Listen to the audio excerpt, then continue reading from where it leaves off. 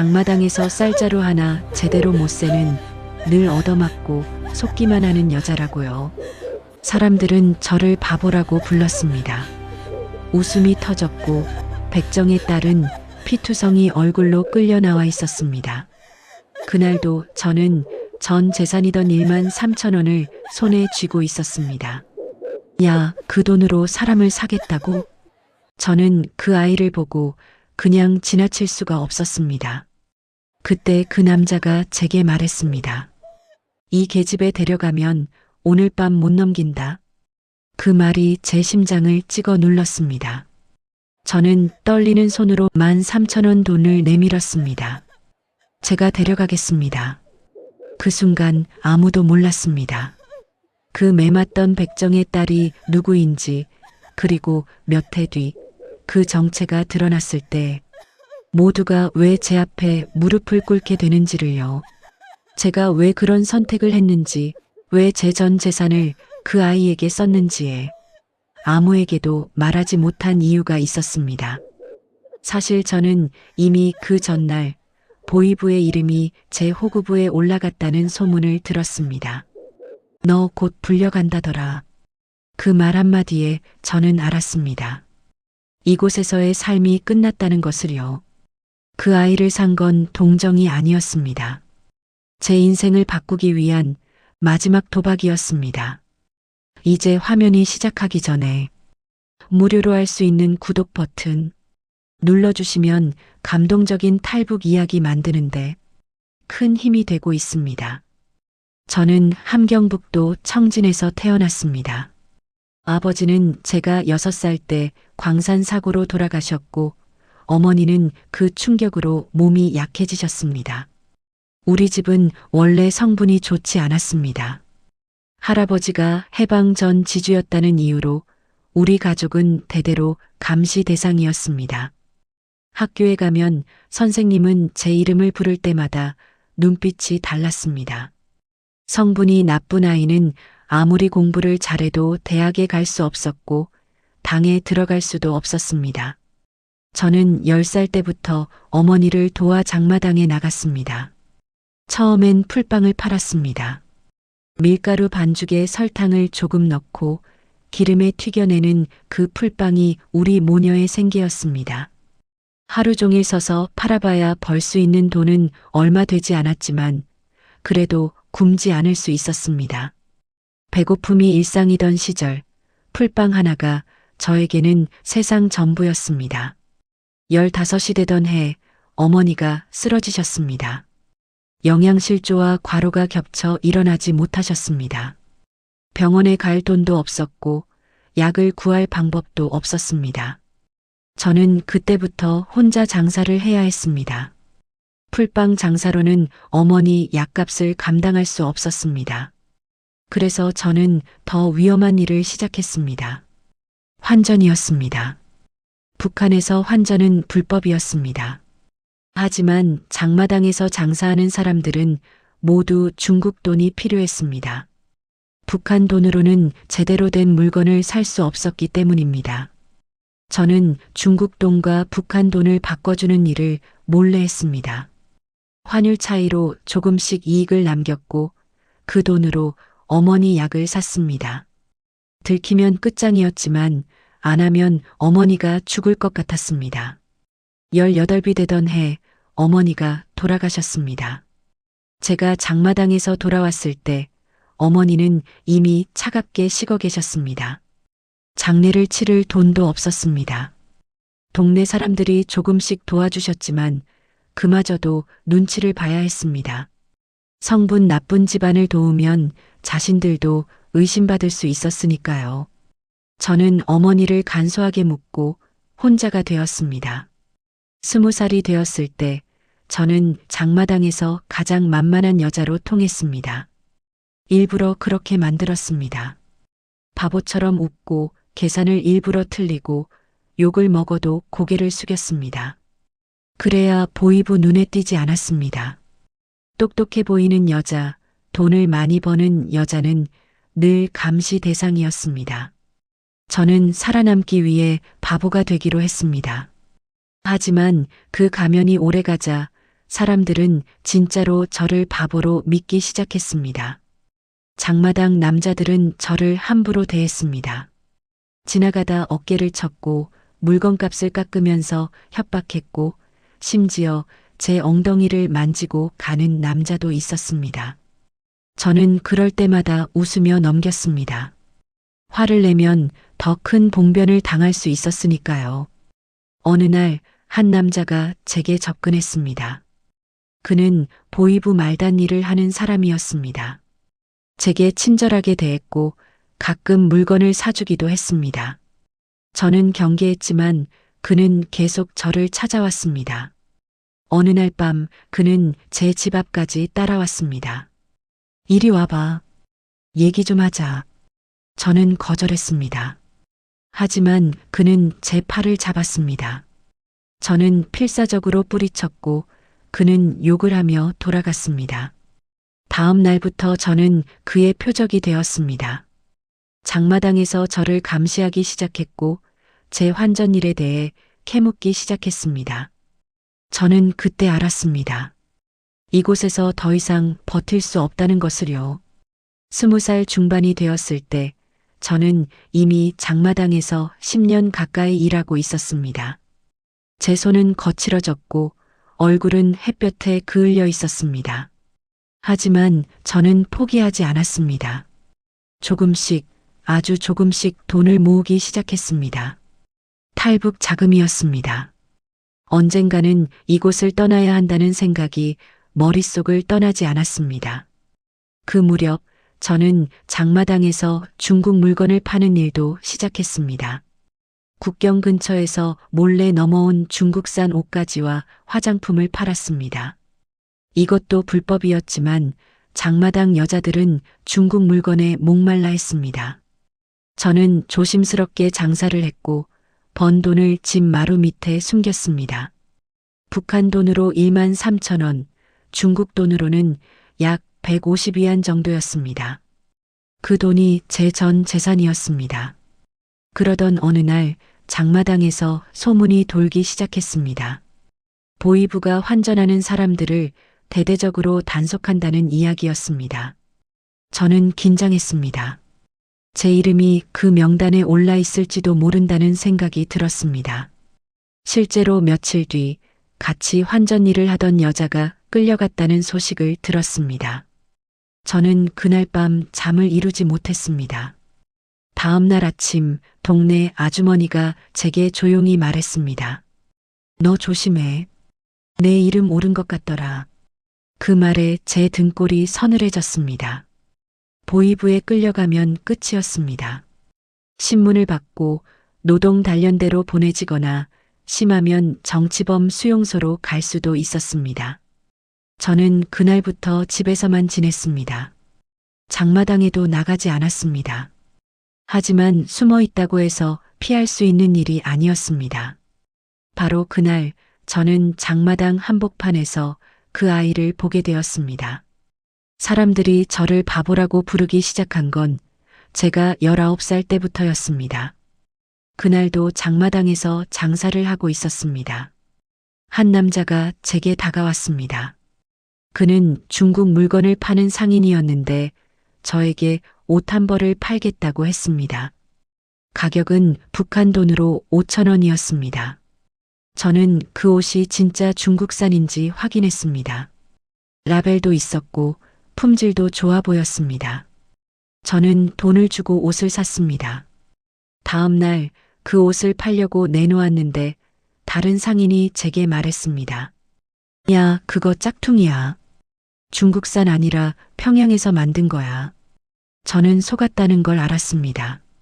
하지만 이미 늦었습니다. 저는 5천 원을 날렸습니다. 사람들은 저를 보며 비웃었습니다. 저년 봐라, 짝퉁도 못 알아보네. 그때부터 저는 바보 거지로 불리기 시작했습니다. 사람들은 저를 쉽게 속일 수 있는 여자로 봤습니다. 하지만 저는 일부러 더 바보처럼 행동하기 시작했습니다. 계산을 일부러 틀렸고 물건값을 깎는 사람들에게 쉽게 넘어갔고 심지어 남자들이 제 물건을 훔쳐가도 못 본 척했습니다. 왜 그랬냐고요? 살아남기 위해서였습니다. 북한에서 똑똑한 여자, 돈 버는 여자는 위험했습니다. 보위부는 그런 여자들을 주시했습니다. 뇌물을 받아낼 수 있었고, 협박할 수 있었고, 심지어 성폭행을 해도 신고할 곳이 없었습니다. 저는 그걸 알고 있었습니다. 그래서 저는 바보가 되기로 했습니다. 하지만 그 가면은 저를 점점 지치게 만들었습니다. 남자들은 저를 함부로 대했습니다. 어느 날은 한 남자가 제 가슴을 만지고 갔습니다. 저는 소리를 지르지 못했습니다. 주변 사람들이 웃고 있었기 때문입니다. 바보 거지가 뭘 알겠어. 그 말이 제 귓속에 박혔습니다. 하지만 다음날 다시 장마당에 나갔습니다. 또 바보처럼 웃으며 물건을 팔았습니다. 20살이 넘어서도 저는 미혼이었습니다. 북한에서는 여자가 20살이 넘으면 시집을 가야 했습니다. 하지만 저는 결혼하지 않았습니다. 성분이 나빠서 좋은 집안으로 시집갈 수 없었고, 가난해서 혼수를 준비할 수도 없었습니다. 그리고 무엇보다 저는 이곳을 떠나고 싶었습니다. 결혼하면 평생 이곳에 갇혀 살아야 했습니다. 동네 아줌마들은 저를 보며 수군거렸습니다. 저 나이에 시집도 못 가고 참 불쌍하다. 하지만 저는 신경 쓰지 않았습니다. 저는 제 길을 가고 있었으니까요. 조금씩, 아주 조금씩 탈북 자금을 모으고 있었습니다. 언젠가는 이곳을 떠날 거라는 희망 하나로 버티고 있었습니다. 그러던 중 보위부 남자가 제게 접근하기 시작했습니다. 그는 처음에는 친절했습니다. 제게 물건을 사주고 가끔 중국 과자도 건넸습니다. 저는 경계했지만 거절하면 의심받을까봐 받았습니다. 그런데 그는 점점 노골적으로 변했습니다. 어느 날 밤 그는 제 집 앞에 나타났습니다. 문 열어. 들어가서 얘기 좀 하자. 저는 거절했습니다. 하지만 그는 문을 두드리기 시작했습니다. 저는 두려웠습니다.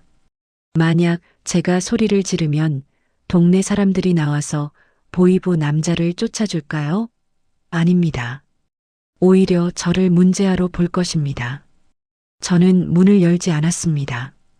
그는 한참을 두드리다가 욕을 하며 돌아갔습니다.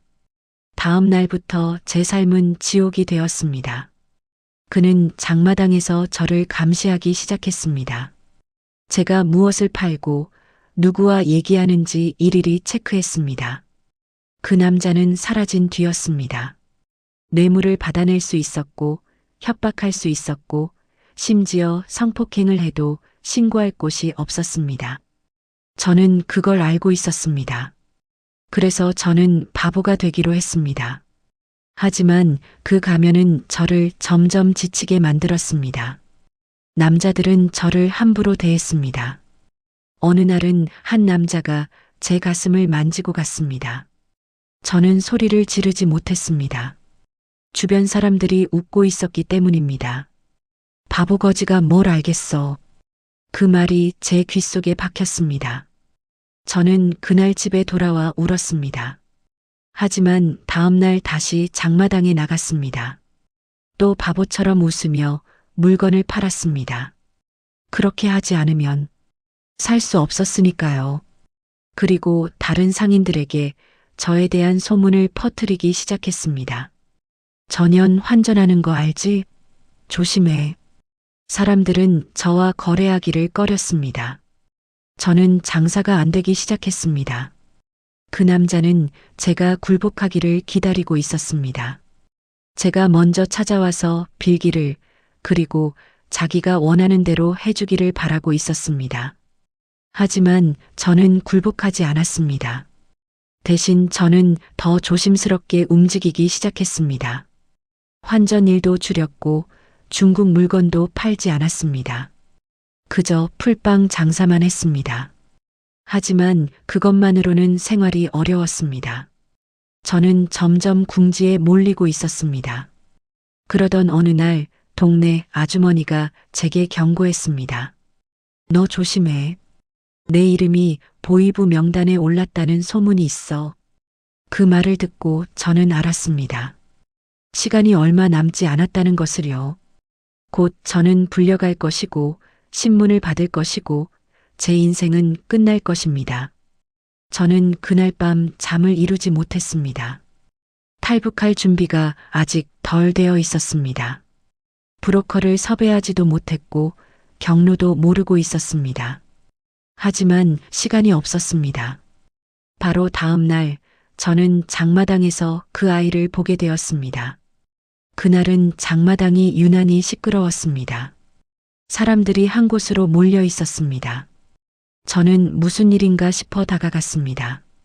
그곳에는 한 아이가 끌려 나와 있었습니다. 15살쯤 되어 보이는 여자아이였습니다. 얼굴은 피투성이었고 옷은 찢어져 있었습니다.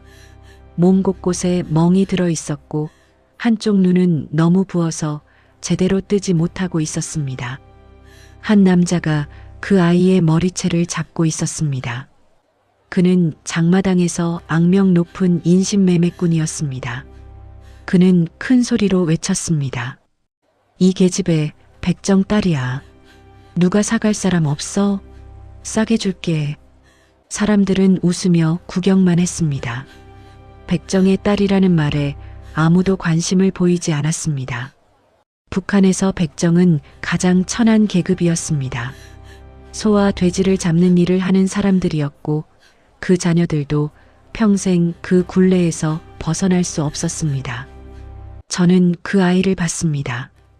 아이는 고개를 숙이고 있었지만 눈빛만은 살아 있었습니다. 그 눈빛에는 두려움과 동시에 무언가 필사적인 것이 담겨 있었습니다. 저는 발걸음을 멈췄습니다. 지나쳐야 했습니다. 제 상황도 위태로운데 다른 사람을 도울 여유가 없었습니다. 하지만 발이 떨어지지 않았습니다. 그때 아이가 고개를 들었습니다. 우리의 눈이 마주쳤습니다. 아이의 입술이 떨렸습니다. 살려주세요. 그 말이 들렸습니다. 아니, 들린 것 같았습니다. 목소리는 작았지만 제 귀에는 또렷하게 들렸습니다. 저는 그 순간 제 어머니를 떠올렸습니다. 어머니도 돌아가시기 전날 제게 그렇게 말씀하셨습니다. 나 좀 살려줘.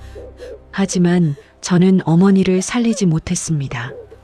돈이 없었고 약을 구할 방법이 없었습니다. 어머니는 제 품에서 숨을 거두셨고 저는 평생 그 죄책감을 안고 살았습니다. 저는 주머니에 손을 넣었습니다. 그곳에는 제 전 재산 1만 3천 원이 들어 있었습니다. 그 돈은 제 탈북 자금이었습니다. 그 돈으로 브로커를 섭외하고 국경을 넘으려 했습니다. 하지만 저는 그 돈을 꺼냈습니다. 저는 인신매매꾼에게 다가갔습니다. 사람들이 저를 봤습니다. 그리고 웃음이 터졌습니다. 야, 바보 거지가 뭐 하려는 거야? 저는 신경 쓰지 않았습니다. 인신매매꾼 앞에 섰습니다. 그는 저를 위아래로 훑어봤습니다. 뭐야, 너도 팔리러 온 거야? 사람들이 더 크게 웃었습니다. 저는 손에 든 돈을 내밀었습니다. 이 아이 제가 데려가겠습니다. 인신매매꾼은 제 손에 든 돈을 받습니다. 그리고 비웃었습니다. 야, 그 돈으로 사람을 사겠다고? 이게 겨우 10,000원 되잖아. 저는 말했습니다. 이게 제 전 재산입니다. 이거라도 받으세요. 인신매매꾼은 제 얼굴을 빤히 쳐다봤습니다. 그리고 갑자기 웃음을 터뜨렸습니다. 아, 진짜 바보네. 좋아, 가져가. 어차피 이 계집애 아무도 안 사가니까. 그는 아이의 머리채를 놓았습니다. 아이는 바닥에 쓰러졌습니다. 인신매매꾼은 제 손에서 돈을 낚아챘습니다. 그리고 제게 말했습니다. 이 계집애 데려가면 오늘 밤 못 넘긴다. 괜히 데려가서 같이 죽지 마. 저는 그 말의 의미를 알았습니다. 보위부가 이 아이를 찾고 있다는 뜻이었습니다. 백정의 딸이라는 것도 거짓말일 수 있었습니다. 이 아이에겐 뭔가 다른 이유가 있었습니다. 하지만 저는 이미 돈을 건넨 뒤였습니다. 저는 아이를 일으켰습니다. 아이는 비틀거렸습니다. 저는 아이의 팔을 잡고 장마당을 빠져나왔습니다. 사람들은 수군거렸습니다. 저 바보, 진짜 데려갔네. 저 계집애 보이부가 찾는다던데 같이 죽으려나 봐. 저는 신경 쓰지 않았습니다. 제 집으로 아이를 데려갔습니다. 집에 도착해서 아이를 방에 눕혔습니다. 아이는 의식이 흐릿했습니다. 저는 물을 데워서 아이의 상처를 닦아줬습니다. 얼굴에 피를 닦아내자 아이의 얼굴이 드러났습니다. 생각보다 어려 보였습니다. 14살쯤 되어 보였습니다. 저는 제가 가진 약을 아이에게 발랐습니다. 많지 않았지만 최선을 다했습니다. 아이는 밤새 신음했습니다. 악몽을 꾸는 것 같았습니다. 저는 아이 옆에서 잠을 못 잤습니다. 혹시 보이부가 들이닥칠까봐 두려웠습니다. 다음 날 아침 아이가 깨어났습니다. 아이는 저를 봤습니다. 그리고 조용히 말했습니다. 왜 저를 사셨어요? 저는 대답하지 못했습니다. 저도 정확히 알 수 없었습니다. 동정심이었을까요? 아니면 제 어머니에 대한 죄책감이었을까요? 저는 그저 말했습니다. 그냥 지나칠 수가 없었어요. 아이는 고개를 숙였습니다. 그리고 울기 시작했습니다. 소리 없이 조용히 눈물을 흘렸습니다. 저는 아무 말도 하지 않았습니다. 그저 아이 곁에 앉아 있었습니다. 그날 저는 장마당에 나가지 않았습니다. 아이를 돌봐야 했고 무엇보다 보이부가 두려웠습니다. 제 전 재산을 쓴 지금 저는 완전히 빈털털이었습니다. 탈북 자금도 사라졌습니다. 하지만 후회는 없었습니다. 아니, 후회할 시간조차 없었습니다. 아이는 며칠 동안 말이 없었습니다. 밥을 먹을 때도 물을 마실 때도 고개를 숙이고 있었습니다. 밤마다 악몽에 시달렸습니다. 비명을 지르며 깨어나고 식은땀을 흘렸습니다.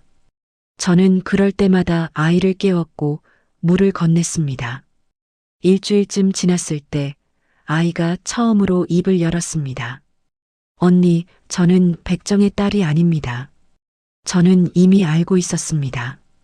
인신매매꾼의 말투에서, 사람들의 반응에서, 그리고 무엇보다 아이를 대하는 방식에서 느꼈습니다.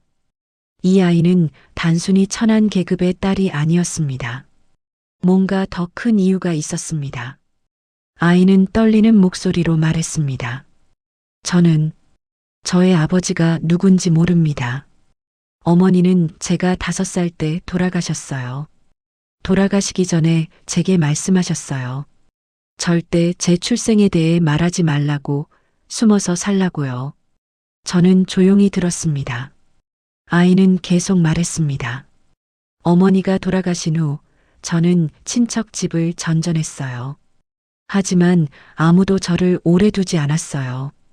제가 누군지 알면 위험하다고 했어요. 그래서 저는 백정 집안으로 보내졌어요. 거기서 숨어 살라고요. 저는 물었습니다. 그런데 왜 장마당에서 팔리게 된 거예요?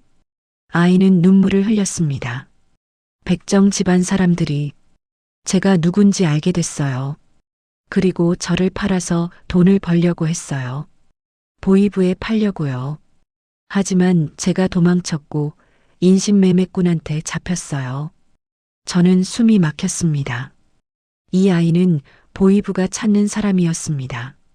그리고 저는 그 아이를 데려온 것입니다. 이제 저도 표적이 되었습니다. 아이는 제 손을 잡았습니다. 언니, 저 때문에 위험해지신 거 알아요. 미안해요. 제가 나갈게요. 저는 고개를 저었습니다. 아니에요. 이미 저도 보이부 명단에 올라 있었어요. 당신 때문이 아니에요. 아이는 놀란 표정을 지었습니다. 저는 제 상황을 설명했습니다.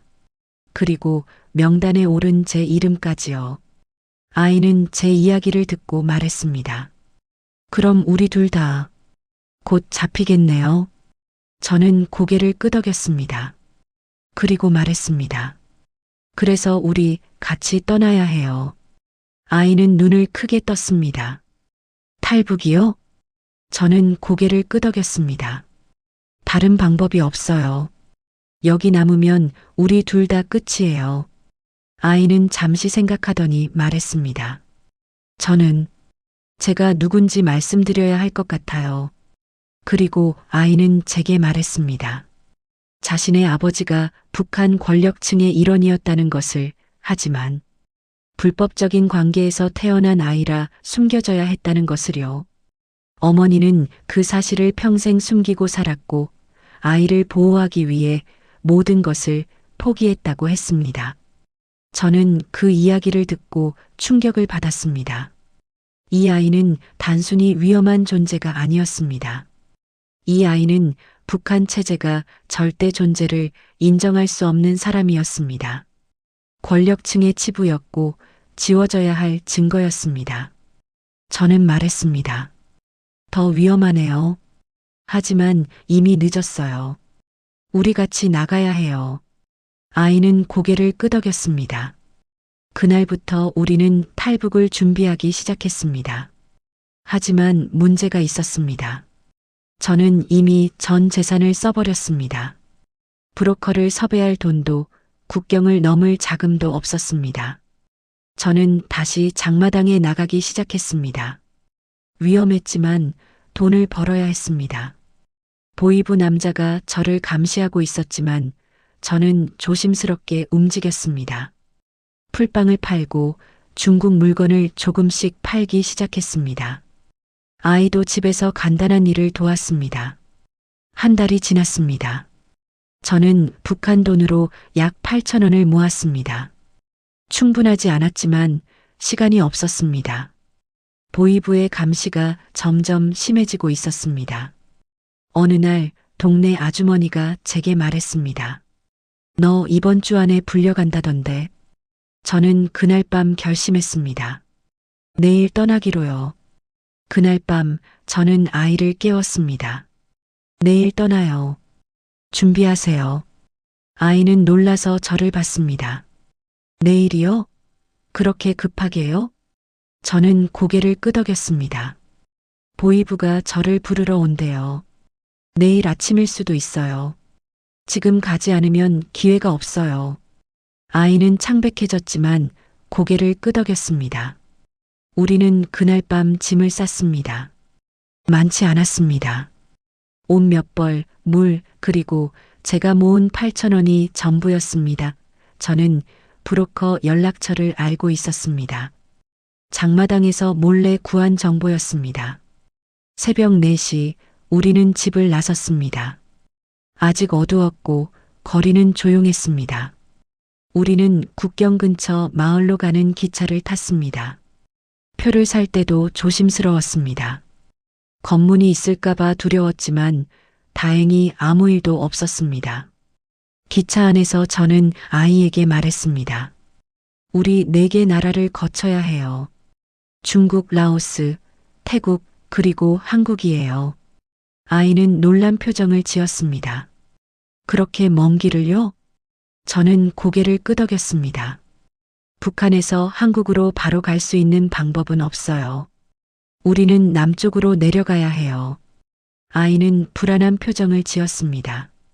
저도 불안했습니다. 하지만 돌아갈 수는 없었습니다. 국경 근처 마을에 도착했을 때 저는 브로커를 찾았습니다. 장마당에서 들은 정보를 바탕으로 한 집을 찾아갔습니다. 문을 두드렸고 한 남자가 나왔습니다. 누구세요? 저는 조심스럽게 말했습니다. 국경을 넘고 싶습니다. 남자는 저를 위아래로 훑어봤습니다. 그리고 아이를 봤습니다. 둘이요? 저는 고개를 끄덕였습니다. 남자는 잠시 생각하더니 우리를 안으로 들였습니다. 방 안에는 다른 사람들도 있었습니다. 모두 탈북을 준비하는 사람들이었습니다. 브로커는 말했습니다. 1인당 중국 돈 1000위안이에요. 둘이면 2000위안이요. 저는 숨이 막혔습니다.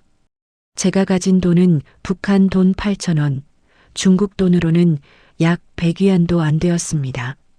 턱없이 부족했습니다. 저는 말했습니다. 돈이 부족합니다.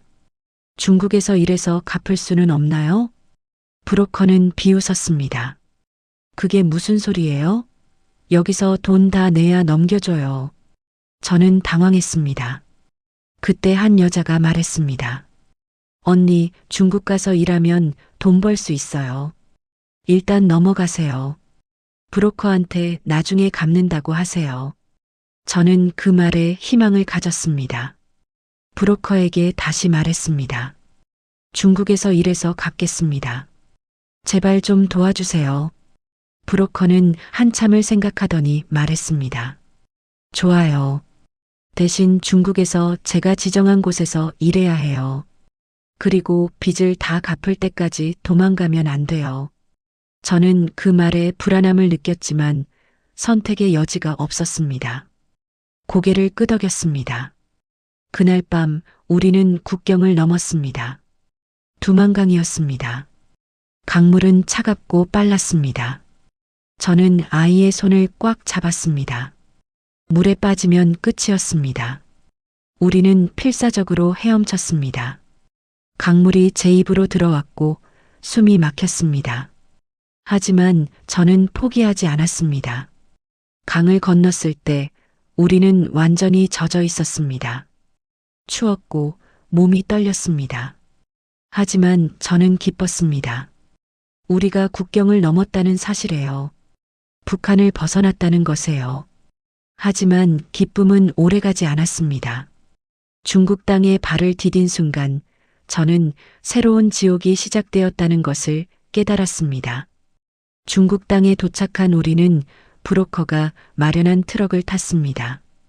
트럭 뒷칸은 좁았고 우리 말고도 5명이 더 있었습니다. 모두 탈북자들이었습니다. 어디로 가는지 알 수 없었습니다. 창문도 없고 밖을 볼 수도 없었습니다. 트럭이 멈췄을 때 우리는 한 농가 앞에 내려졌습니다. 브로커가 말했습니다. 여기서 일하면서 빚을 갚으세요. 1인당 2,000위안, 둘이서 4,000위안이에요. 저는 깜짝 놀랐습니다. 처음에는 2,000위안이라고 하지 않으셨나요? 브로커는 냉소를 지었습니다. 그건 국경 넘는 비용이고 여기까지 데려온 비용은 따로예요. 저는 속았다는 걸 알았습니다. 하지만 항의할 수 없었습니다. 우리는 불법 체류자였고 신고당하면 북한으로 송환될 수 있었습니다. 저는 입을 다물었습니다. 농가 주인은 중국인 남자였습니다. 그는 우리를 쳐다보더니 브로커에게 돈을 건넸습니다. 그리고 우리에게 말했습니다. 너희는 여기서 일해. 밥은 주고 잘 곳도 줄게. 대신 도망가면 공안에 신고한다. 우리는 고개를 끄덕일 수밖에 없었습니다. 그날부터 우리의 중국 생활이 시작되었습니다. 농가에서의 일은 고됐습니다. 새벽 5시에 일어나 밤 10시까지 일했습니다. 밭을 갈고 씨를 뿌리고 채소를 수확했습니다. 제 손은 금방 갈라지고 피가 났습니다. 아이도 저와 함께 일했습니다. 아이의 작은 손도 상처투성이가 되었습니다. 밥은 하루 2끼였습니다. 아침과 저녁뿐이었고 양도 적었습니다. 우리는 늘 배가 고팠습니다. 잠은 헛간에서 잤습니다. 바닥에 짚을 깔고 담요 한 장으로 추위를 견뎌야 했습니다. 한 달이 지났을 때 저는 농가 주인에게 물었습니다. 제 빚이 얼마나 남았나요? 주인은 비웃었습니다. 아직 멀었어. 너희가 먹고 자는 것도 다 돈이야. 그거 다 빚에 추가되는 거야. 저는 절망했습니다. 이렇게 일해서는 평생 빚을 갚을 수 없었습니다. 우리는 노예가 되어 있었습니다. 2달째 되던 날 아이가 아팠습니다. 고열에 시달렸고 기침을 심하게 했습니다. 저는 주인에게 병원에 데려가 달라고 부탁했습니다. 하지만 주인은 거절했습니다. 병원비도 너희 빚에 추가돼. 그냥 쉬면 나을 거야. 저는 화가 났습니다. 하지만 어쩔 수 없었습니다. 저는 아이를 돌보며 일을 계속했습니다. 아이는 일주일 만에 겨우 나았습니다. 하지만 몸은 많이 약해져 있었습니다. 석 달이 지났을 때 저는 결심했습니다. 이곳을 떠나야 한다고요. 이렇게 있다가는 우리 둘 다 죽을 것 같았습니다. 저는 아이에게 조용히 말했습니다. 우리 도망가요. 아이는 놀랐습니다. 어떻게요?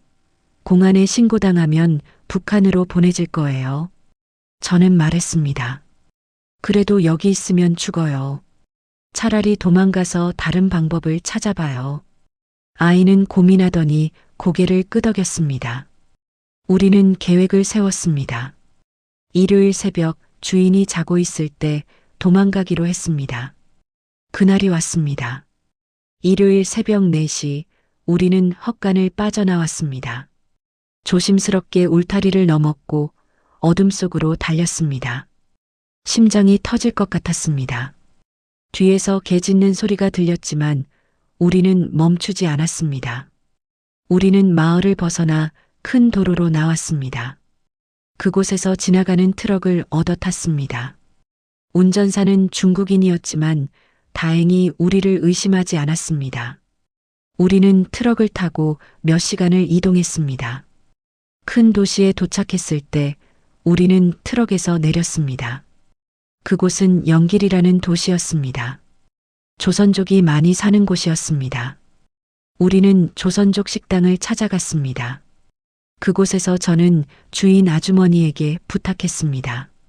저희에게 일자리를 주실 수 있나요? 아주머니는 우리를 쳐다봤습니다. 그리고 물었습니다. 탈북자지? 저는 거짓말할 수 없었습니다. 고개를 끄덕였습니다. 아주머니는 한숨을 쉬었습니다. 위험한 일이야. 공안에 걸리면 나도 벌금 내야 해. 하지만 아주머니는 우리를 받아줬습니다. 우리는 그 식당에서 일하기 시작했습니다. 저는 설거지를 했고 아이는 홀 청소를 했습니다. 월급은 1인당 800위안이었습니다. 적었지만 감사했습니다. 우리는 식당 뒤쪽 작은 방에서 잤습니다. 좁았지만 농가 헛간보다는 나았습니다. 밥도 식당에서 남은 음식을 먹을 수 있었습니다. 우리는 석 달 동안 그곳에서 일했습니다. 그동안 저는 2,400위안을 모았습니다. 그런데 어느 날 공안이 식당에 들이닥쳤습니다. 누군가 신고한 것입니다. 우리는 급히 뒷문으로 도망쳤습니다. 아주머니가 우리를 도와줬습니다. 우리는 가방 하나만 들고 식당을 빠져나왔습니다. 모아둔 돈은 다행히 가방에 있었습니다. 우리는 다시 거리를 헤맸습니다. 갈 곳이 없었습니다. 그날 밤 우리는 공원 벤치에서 잤습니다. 추웠고 무서웠습니다. 하지만 포기할 수 없었습니다. 다음 날 저는 다른 브로커를 찾아갔습니다. 장마당에서 들었던 또 다른 연락처였습니다. 브로커를 만났고 제 상황을 설명했습니다. 브로커는 말했습니다. 라오스로 가려면 1인당 1,500위안 필요해요. 저는 계산했습니다. 둘이서 3,000위안, 저는 2,400위안밖에 없었습니다. 600위안이 부족했습니다. 저는 브로커에게 부탁했습니다. 제발 좀 도와주세요. 600위안은 라오스 가서 갚을게요. 브로커는 고민하더니 말했습니다. 좋아요. 대신 라오스 가서 제 친구한테 연락해서 일해야 해요. 거기서 빚 갚으세요. 저는 고개를 끄덕였습니다. 선택의 여지가 없었습니다. 우리는 다시 브로커를 따라 이동하기 시작했습니다. 중국에서 라오스로 가는 길은 험했습니다. 우리는 트럭, 버스, 때로는 걸어서 이동했습니다. 국경 지역은 감시가 삼엄했습니다. 우리는 산길을 통해 몰래 이동했습니다. 밤에만 움직였고 낮에는 숨어 있었습니다. 일주일이 걸려 우리는 라오스 국경에 도착했습니다. 그곳에서 브로커는 우리를 다른 브로커에게 넘겼습니다. 저는 불안했습니다. 또 속는 건 아닐까 하는 생각이 들었습니다. 하지만 이미 돌아갈 수는 없었습니다. 2019년 3월 15일 라오스 국경을 넘었을 때 저는 안도했습니다. 중국보다는 안전할 거라고 생각했습니다. 하지만 그건 착각이었습니다. 라오스도 북한과 수교국이었고 탈북자를 북한으로 송환할 수 있었습니다. 새 브로커는 우리를 한 공장으로 데려갔습니다. 의류 공장이었습니다. 그곳에서 우리는 일하며 빚을 갚아야 했습니다. 브로커는 말했습니다. 너희 빚은 1인당 2,000위안이야. 중국 브로커한테 받을 돈이랑 여기까지 데려온 비용 합쳐서 저는 또다시 속았다는 걸 깨달았습니다. 처음에는 600위안만 부족하다고 했는데 이제는 1인당 2,000위안이 되어 있었습니다. 하지만 항의할 수 없었습니다. 공장 일은 중국 농가보다 더 고됐습니다. 하루 16시간씩 일해야 했습니다. 재봉틀 앞에 앉아서 옷을 만들었습니다. 제 손가락은 바늘에 자주 찔렸고 피가 났습니다. 아이도 저와 같은 일을 했습니다. 아이의 손도 상처투성이가 되었습니다. 월급은 1인당 600위안이었습니다. 하지만 그 중에서 숙식비로 300위안을 제하면 실제로 받는 돈은 300위안 뿐이었습니다. 그 돈으로 빚을 갚으려면 적어도 7개월은 걸렸습니다. 우리는 공장 기숙사에서 잤습니다. 한 방에 10명이 함께 잤습니다. 공간이 비좁았고 화장실도 제대로 없었습니다. 밥은 하루 2끼 쌀밥과 채소 몇 점이 전부였습니다. 석 달이 지났을 때 저는 몸이 많이 상해 있었습니다. 손목이 아팠고 허리도 아팠습니다. 하루 16시간씩 같은 자세로 앉아서 일하니 몸이 견딜 수 없었습니다. 아이도 마찬가지였습니다. 아이는 자주 기절할 것 같다고 말했습니다. 어느 날 공장에서 한 여자가 쓰러졌습니다. 과로로 인한 것이었습니다. 하지만 공장 관리인은 그녀를 병원에 데려가지 않았습니다. 그저 기숙사에 눕혀놓고 다음 날 다시 일하라고 했습니다. 저는 그 모습을 보며 두려웠습니다. 우리도 언젠가 저렇게 될 수 있었습니다. 넉 달째 되던 날 저는 공장 관리인에게 물었습니다. 제 빚이 얼마나 남았나요? 관리인은 장부를 보더니 말했습니다. 아직 1인당 1,400위안 남았어요. 저는 계산이 맞지 않다고 생각했습니다. 넉 달 동안 우리는 각각 1,200위안을 벌었어야 했습니다. 그런데 고작 600위안만 갚아진 것이었습니다. 저는 항의했습니다. 계산이 안 맞습니다. 우리가 번 돈이 더 많은데요. 관리인은 차갑게 말했습니다. 물가가 올랐어요. 숙식비가 이제 400위안이에요. 그리고 전기세, 수도세 다 너희가 내야 해요. 저는 화가 났습니다. 하지만 어쩔 수 없었습니다. 우리는 불법 체류자였고 신고당하면 끝이었습니다. 5달째 되던 날 저는 아이와 함께 다시 도망가기로 결심했습니다. 이곳에서는 평생 빚을 갚을 수 없었습니다. 우리는 조심스럽게 계획을 세웠습니다. 일요일 밤 공장 경비가 가장 허술할 때 도망가기로 했습니다. 그날이 왔습니다. 일요일 밤 11시 우리는 기숙사 창문을 통해 빠져나갔습니다. 공장 담을 넘었고 어둠 속으로 달렸습니다. 뒤에서 경보음이 울렸지만 우리는 멈추지 않았습니다. 우리는 숲속으로 들어갔고 밤새 걸었습니다. 다음 날 아침 우리는 작은 마을에 도착했습니다. 배가 고팠고 몸은 지쳐 있었습니다. 저는 마을 시장에서 빵 2개를 샀습니다. 그리고 우리는 그 빵으로 끼니를 때웠습니다. 저는 그곳에서 새로운 브로커를 찾아야 했습니다. 하지만 누구를 믿어야 할지 알 수 없었습니다. 저는 시장을 돌아다니며 조선족처럼 보이는 사람들을 찾았습니다.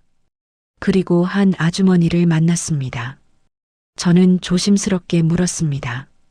혹시 태국으로 가는 방법을 아시나요?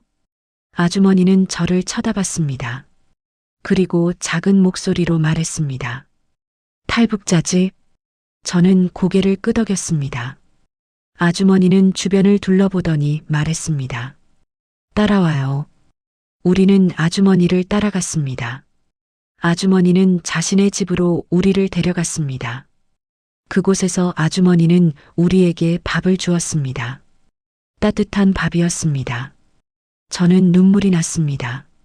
얼마 만에 먹어보는 따뜻한 밥인지 모르겠습니다. 아주머니는 말했습니다. 나도 오래전에 탈북했어요. 이제는 라오스에서 정착해서 살고 있어요. 당신들 도와줄게요. 저는 감사의 말을 전했습니다. 아주머니는 우리에게 브로커 연락처를 알려줬습니다. 그리고 말했습니다. 이 사람은 믿을만해요. 하지만 돈은 많이 들어요. 1인당 2,000위안이에요. 저는 가방을 확인했습니다. 그동안 공장에서 몰래 모은 돈이 있었습니다. 약 500위안 정도였습니다. 턱없이 부족했습니다. 저는 아주머니에게 말했습니다. 돈이 부족합니다. 어떻게 해야 할까요? 아주머니는 한숨을 쉬었습니다. 일을 해서 모아야죠. 여기서 식당 일을 하면 한 달에 800위안 정도 벌 수 있어요. 저는 계산했습니다. 4,000위안을 모으려면 적어도 5달은 걸렸습니다. 하지만 다른 방법이 없었습니다. 우리는 아주머니의 도움으로 한 식당에서 일하기 시작했습니다. 주방 보조였습니다. 설거지를 하고 재료를 손질하고 청소를 했습니다. 하루 12시간씩 일했지만 공장보다는 나았습니다. 우리는 아주머니 집에서 지냈습니다. 아주머니는 우리에게 방 한 칸을 내줬습니다. 숙식비는 한 달에 200위안이었습니다.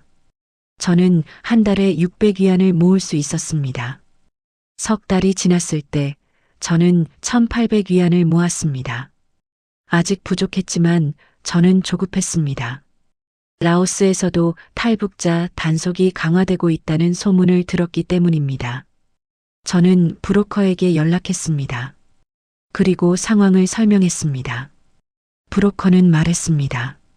1,800위안만 있으면 일단 국경까지는 데려다 줄 수 있어요. 태국 넘어가서 나머지 갚으세요. 저는 또 빚을 지게 되는 것에 두려웠지만 선택의 여지가 없었습니다. 고개를 끄덕였습니다.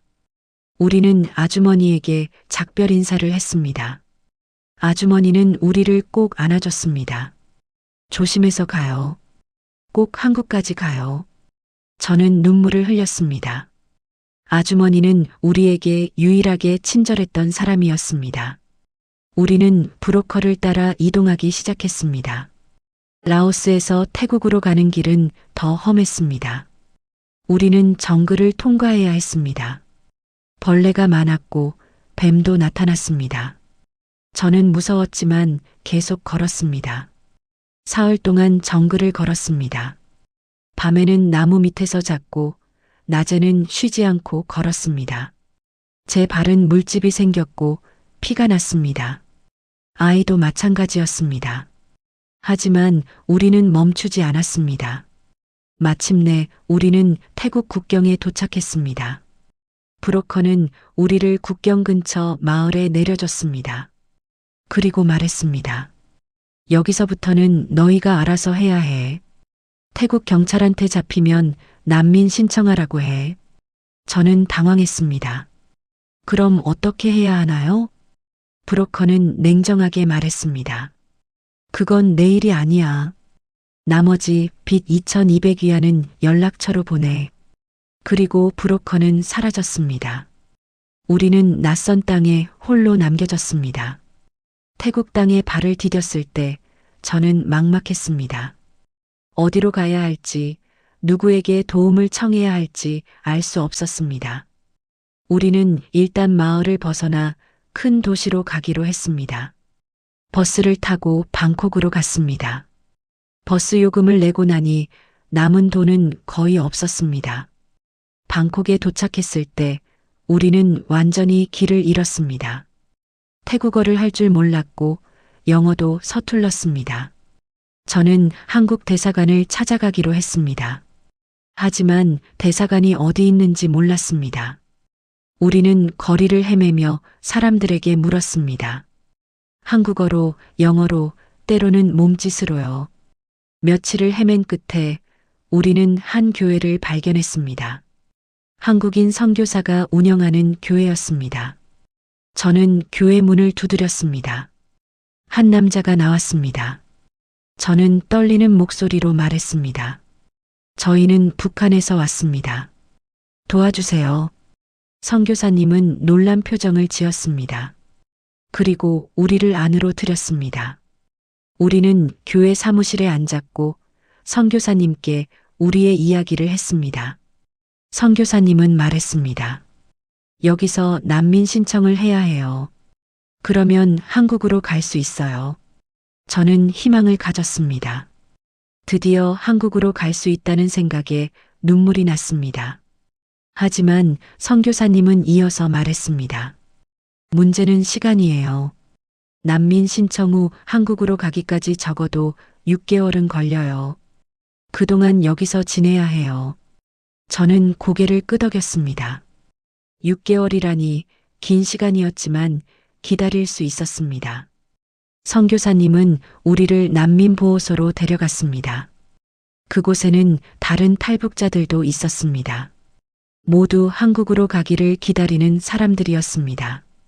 우리는 그곳에서 지내기 시작했습니다. 보호소 생활은 안전했지만 지루했습니다. 할 일이 없었고 그저 기다리기만 해야 했습니다. 저는 그 시간 동안 한국어를 더 공부했습니다. 남한 말투를 배우고 남한 문화를 익혔습니다. 2달이 지났을 때 문제가 생겼습니다. 아이의 신분 확인이 어렵다는 것이었습니다. 아이의 출생 기록이 북한에 제대로 없었고 이름도 여러 번 바뀌었습니다. 백정 집안으로 보내지면서 이름이 바뀌었고 도망 다니면서 또 바뀌었습니다. 담당 직원은 말했습니다. 이 아이의 신분을 확인할 수 없어요. 정말 북한 사람이 맞나요? 저는 당황했습니다. 아이는 분명 북한 사람이었습니다. 하지만 증명할 방법이 없었습니다. 저는 아이의 이야기를 했습니다.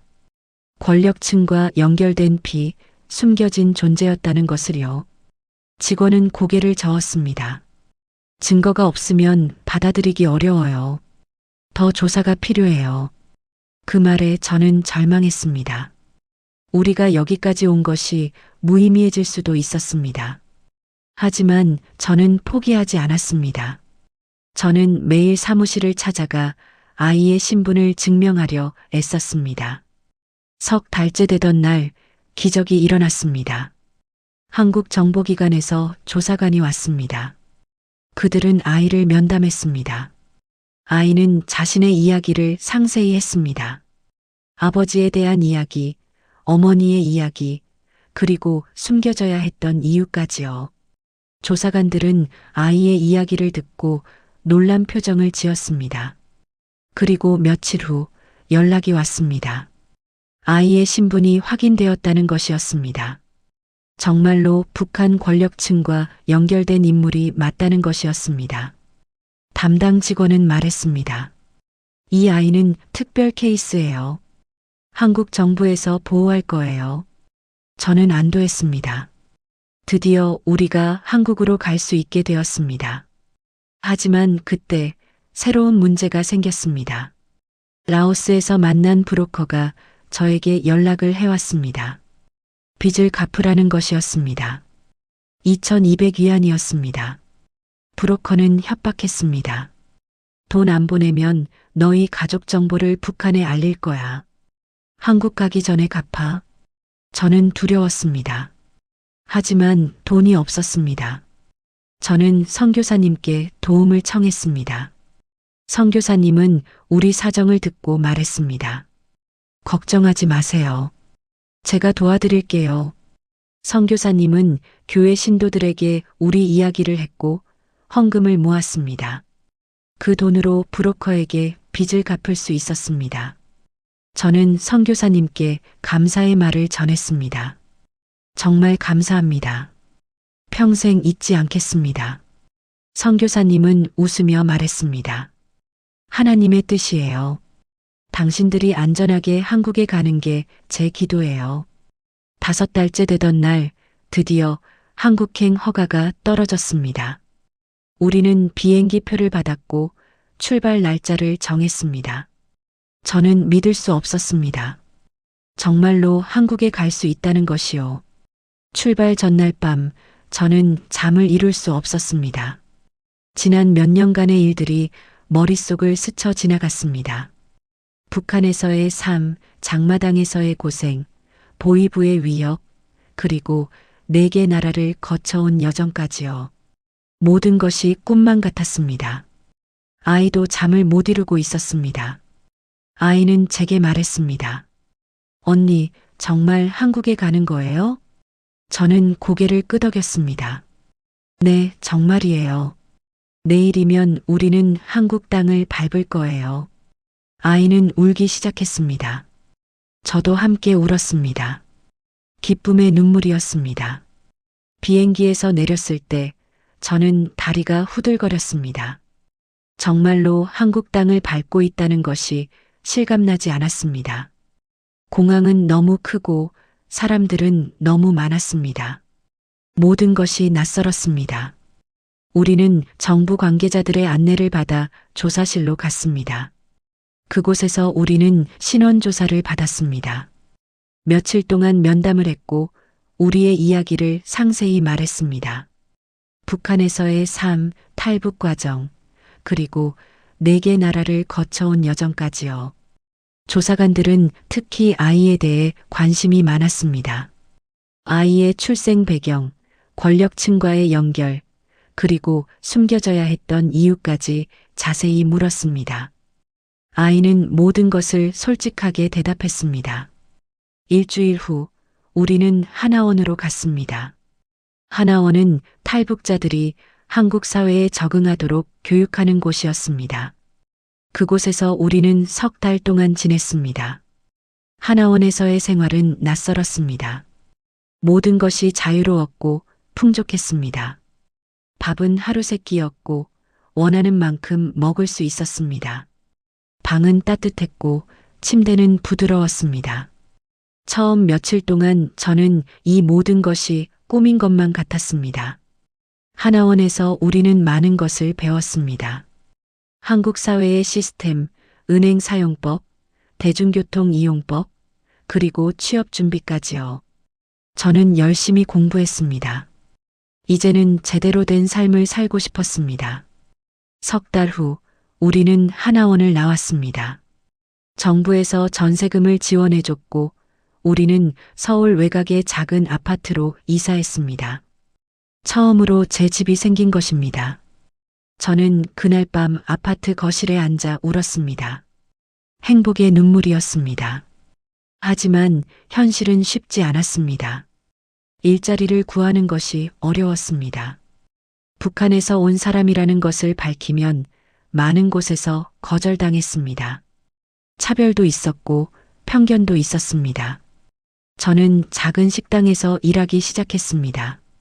주방 보조였습니다. 월급은 180만 원이었습니다.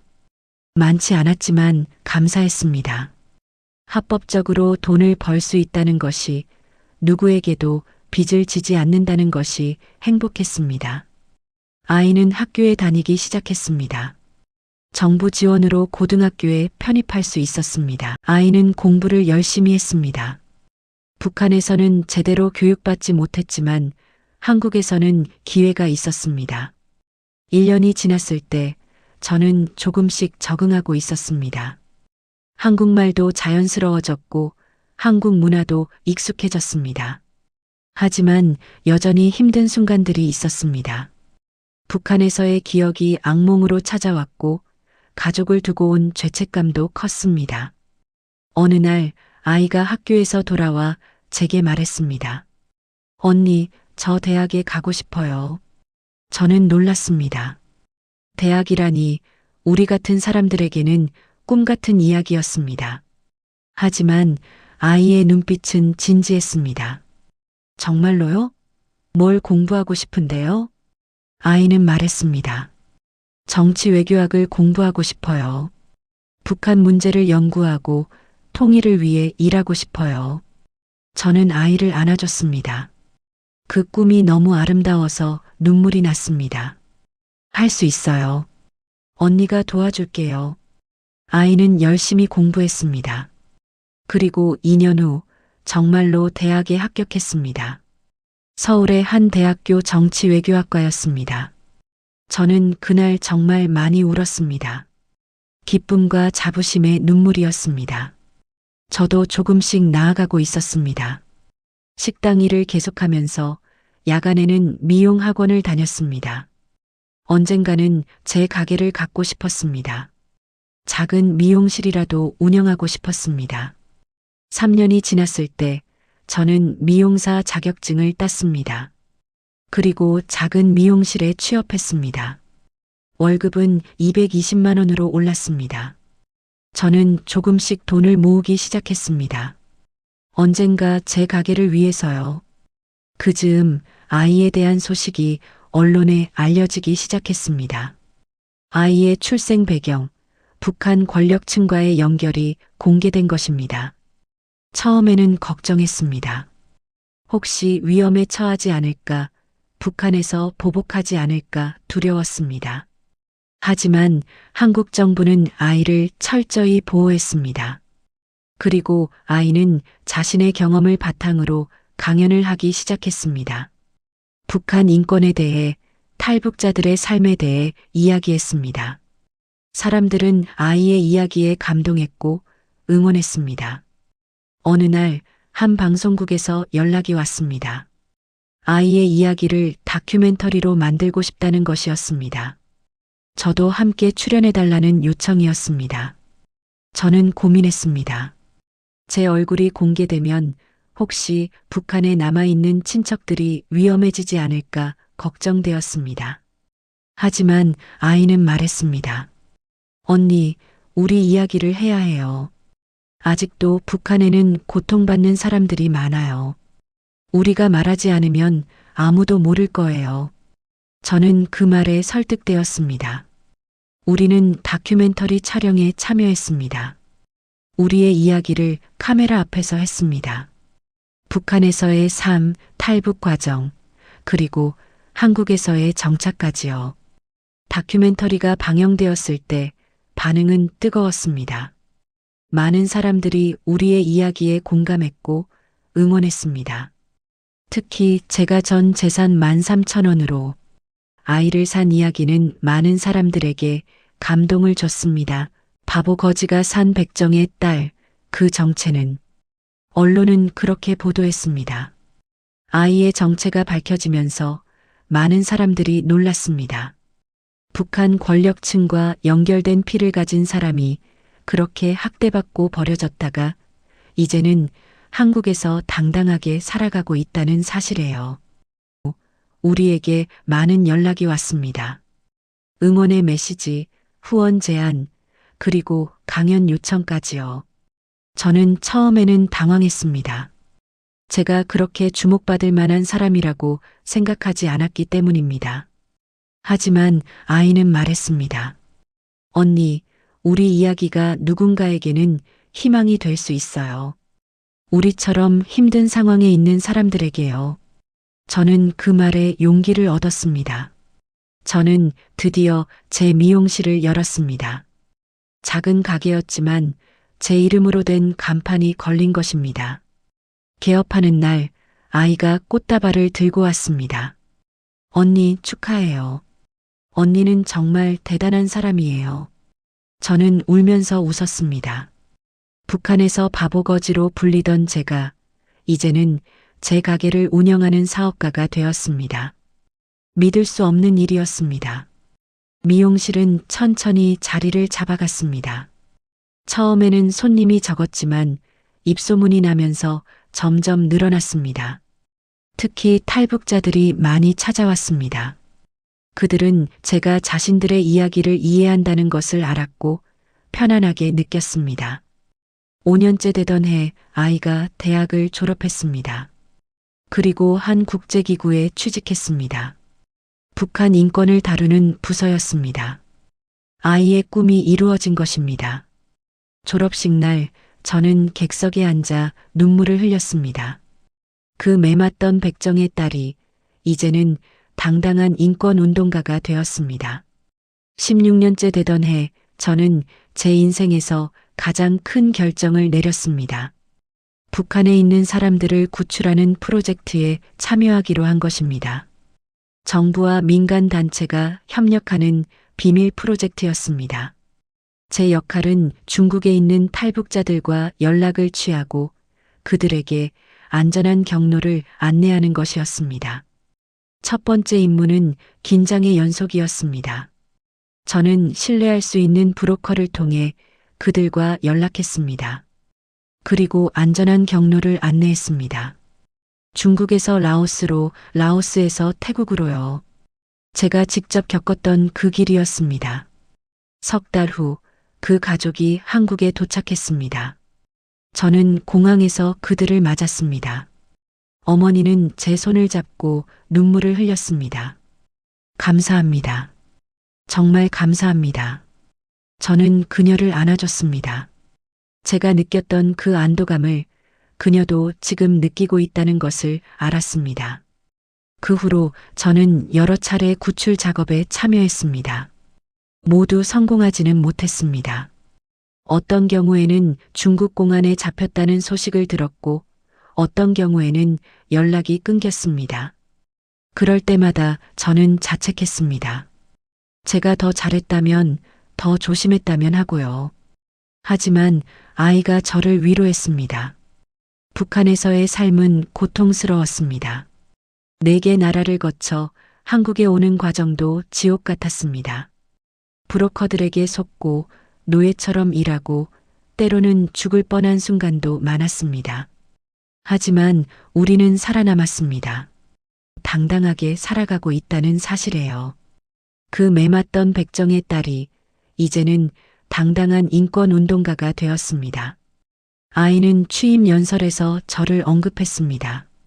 저를 여기까지 오게 한 사람은 제 언니입니다. 언니는 전 재산을 주고 저를 구해줬습니다. 그 선택이 오늘의 저를 만들었습니다. 청중석에서 사람들이 저를 쳐다봤습니다. 저는 고개를 숙였습니다. 부끄러웠지만 동시에 자랑스러웠습니다. 그날 이후 아이는 국제무대에서 활동하기 시작했습니다. 유엔에서 연설하고 세계 각국을 다니며 북한 인권에 대해 목소리를 냈습니다. 언론은 아이를 북한 권력층 출신의 인권운동가라고 불렀습니다. 어느 날 한 기자가 아이에게 물었습니다. 당신의 출생 배경 때문에 북한 정권이 당신을 위협하지 않나요? 아이는 당당하게 대답했습니다. 위협은 있습니다. 하지만 두렵지 않습니다. 제가 침묵하면 북한에서 고통받는 사람들의 목소리도 사라지기 때문입니다. 저는 그 모습을 보며 뿌듯했습니다. 제가 13,000원으로 구한 그 아이가 이제는 세계를 무대로 활동하고 있었습니다. 6년째 되던 해 저에게도 큰 변화가 찾아왔습니다. 한 탈북자 지원단체에서 제게 일자리를 제안한 것입니다.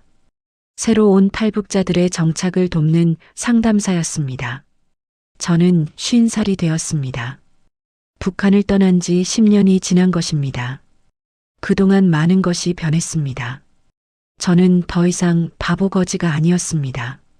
상담사로, 강연자로, 작가로 활동하고 있었습니다. 아이도 많이 성장했습니다.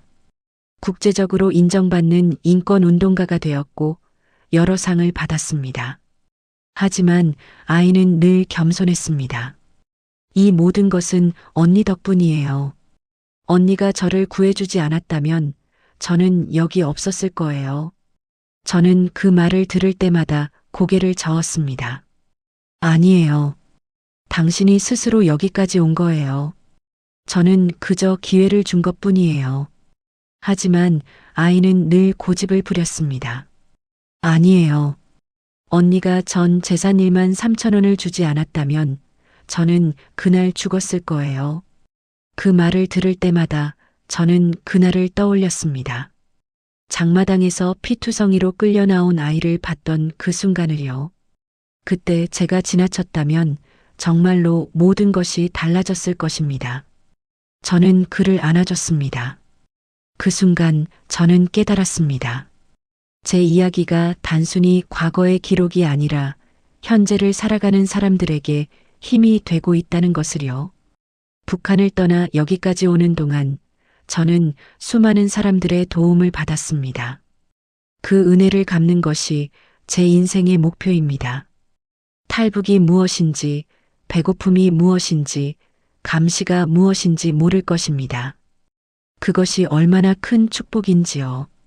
저는 이제 더 이상 돈 걱정을 하지 않아도 되었습니다. 하지만 저는 사치스럽게 살지 않았습니다. 여전히 작은 아파트에서 살았고 검소하게 생활했습니다. 번 돈의 대부분은 장학재단에 기부했습니다. 돈보다 중요한 것이 있다는 것을 배웠기 때문입니다. 그 문을 통과한 건 당신이에요. 우리는 한참을 안고 있었습니다. 두 여자, 한때는 바보거지와 매맞는 백정의 딸이었던 두 여자가 이제는 각자의 자리에서 빛나고 있었습니다. 그날 밤 저는 혼자 아파트 베란다에 섰습니다. 서울의 야경이 눈앞에 펼쳐져 있었습니다. 수많은 불빛들이 반짝이고 있었습니다. 저는 그 불빛들을 보며 생각했습니다.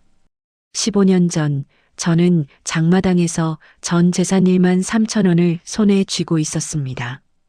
그 돈으로 한 아이를 샀습니다. 사람들은 저를 바보라고 했습니다. 하지만 그 선택이 우리 두 사람의 인생을 바꿨습니다. 그 아이는 이제 세계 무대에서 활동하는 인권운동가가 되었습니다. 그리고 저는 탈북자들을 돕는 상담사이자 사업가이자 작가가 되었습니다. 사람들은 이제 우리를 보며 말합니다. 대단한 사람들이다. 하지만 저는 압니다. 우리는 특별하지 않다는 것을요. 우리는 그저 포기하지 않았을 뿐입니다. 어떤 상황에서도 희망을 잃지 않았을 뿐입니다. 북한에서의 삶은 고통스러웠습니다. 4개 나라를 거쳐 한국에 오는 과정도 지옥 같았습니다. 브로커들에게 속고 노예처럼 일하고 때로는 죽을 뻔한 순간도 많았습니다. 저는 오늘 여기 서 있습니다. 하지만 북한에는 여전히 수많은 사람들이 고통받고 있습니다. 그들에게는 저를 구해준 그런 사람이 없습니다. 우리가 그들의 목소리가 되어야 합니다. 저는 희망을 나누는 사람입니다. 그리고 그것이 제 인생의 가장 큰 자랑입니다. 지금까지 청취해 주셔서 감사합니다. 나가실 때의 구독 버튼을 여러분 소중한 마음으로 눌러주시면은 저에게 큰 힘이 되고 있습니다. 늘 건강하시고 행복하세요. 다음에 좋은 글로 찾아뵙겠습니다. 감사합니다.